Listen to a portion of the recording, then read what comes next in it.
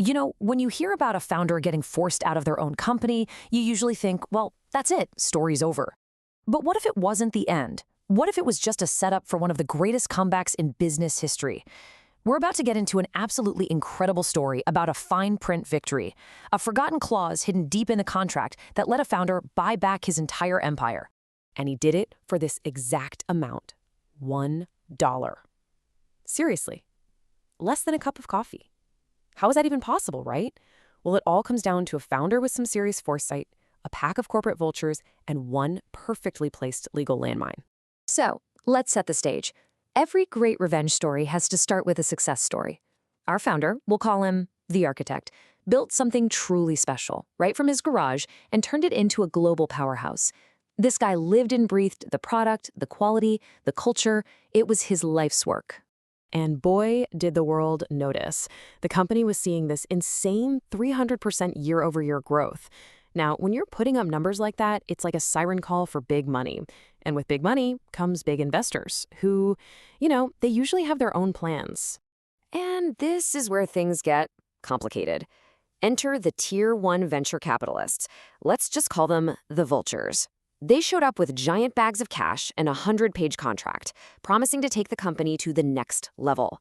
But their idea of next level was very, very different from the architects. I mean, just look at this. It's a total clash of philosophies. On one side, you've got the architect, who is all about building a legacy, product, innovation, a great place to work. On the other side, the vultures. They only cared about three things: scaling up fast, extracting as much cash as possible, and then getting out. They didn't see a passion project, they saw an asset to strip for parts. So, once they had their own people on the board, the vultures made their move. It was a classic boardroom coup, and they pushed the founder right out the door. But, and this is the crazy part, as they were popping the champagne, the architect's legal team slipped a little secret weapon into the fine print of his exit paperwork. They gave him an impossible choice, basically putting a gun to his head, resign quietly and walk away with a small piece, or they'd fire him for cause. They'd just make something up, and he'd get absolutely nothing. He was completely cornered. So he signed the papers and walked away from the very thing he created. And there it is. This was the secret weapon, the ghost clause, buried deep on page 87 of the agreement. The vultures, in their rush to take over, probably just glanced at it. They must have thought, fall below 5%? No way, that's impossible. Oh, they were so wrong. So what is this thing legally? It's called a reversionary right, and you can think of it like a legal tripwire. If a very specific thing happens, in this case the company totally tanking, ownership of the really important stuff, like the intellectual property, just snaps right back to the original owner. Well, with the architect gone, the company's soul just got ripped out. The focus immediately changed from making great things to making a quick buck. The vultures started systematically taking apart everything that made the brand special. And the decline was swift and honestly pretty predictable. Year 1, they started cutting corners on quality and laid off key staff, the people who actually built the culture. Year 2, they outsourced customer service. By year 3, the brand was a joke. And all the while, the architect was just on the sidelines, watching and waiting. And this is the result. I mean, look at that drop.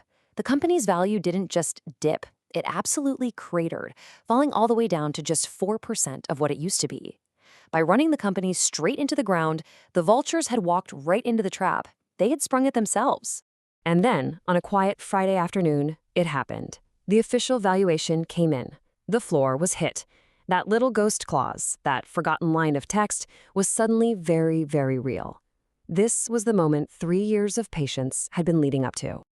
So what happens next? Did he call the board and yell? Did he threaten to sue? Nope. He just quietly started the legal process he'd been preparing for all this time. The vultures had absolutely no idea what was about to hit them. And we're right back to this. That nominal fee they all ignored in the contract, well, it was interpreted as $1 single dollar, the price to get his entire empire back. And the execution was just beautiful. The architect's lawyer sent a formal notice of reversion. Attached to it, a certified check for $1. You can just imagine the panic in the Vulture's legal department. They scrambled, but it was too late. They were trapped by the very contract they used to oust him. But getting the company back was just the beginning. Then came the restoration. He brought back the quality suppliers, he rehired his loyal team, and this is my favorite part. He brilliantly turned the whole Vulture era into this powerful marketing story about authenticity and the triumphant return of the brand's soul. So that brings us to the final question, and I'll leave you with this. What was this really? Was it just patient corporate karma finally catching up? Or was this one of the most brilliantly calculated, high-stakes gambles of all time? Either way, you've got to admit, it's one for the history books.